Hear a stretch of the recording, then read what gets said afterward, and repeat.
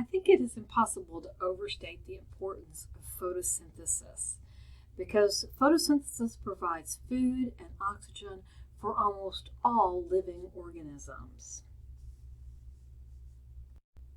Currently, we have rising atmospheric levels of carbon dioxide, and this is going to affect plants in various ways.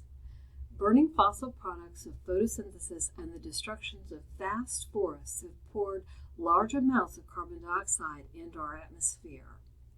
Now, you might think that an increase in CO2 should increase plant productivity. After all, it should decrease the photorespiration reaction we talked about in the last video.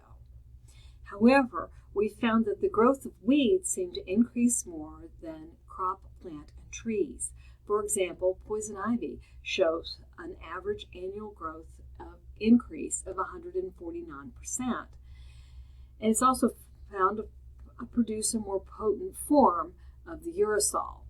That's its allergic component. But trees only seem to increase about 15%. Greenhouse effect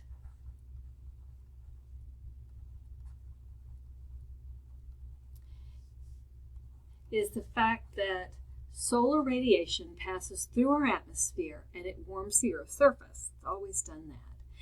But the heat radiated from the warmed planet is absorbed by greenhouse gases, carbon dioxide, water vapor, and methane. Human activity has increased the average temperature by about a degree. And that doesn't sound like much, but we find that climate change, which is a long-term directional change to global climate. Weather is a short term. Climate change is longer. It's going to result in the melting of the ice, polar ice caps,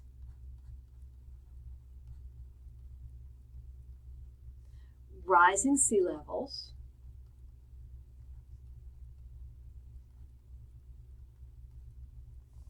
extreme weather patterns,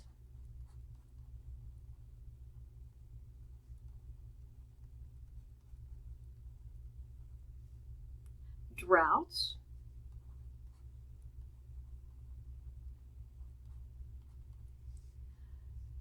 widespread food and water problems,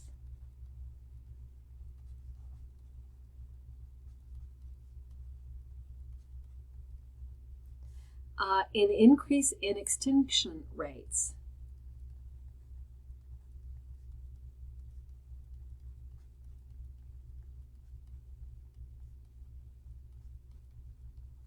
and the spread of tropical diseases.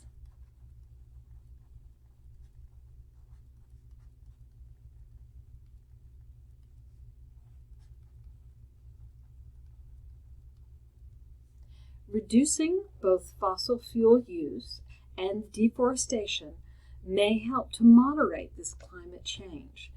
In the Paris Climate Accord, 195 countries agreed to limit global warming by the year 2100 to less than 2 degrees. So that's our goal, and we are now a part of that Paris Climate Accord.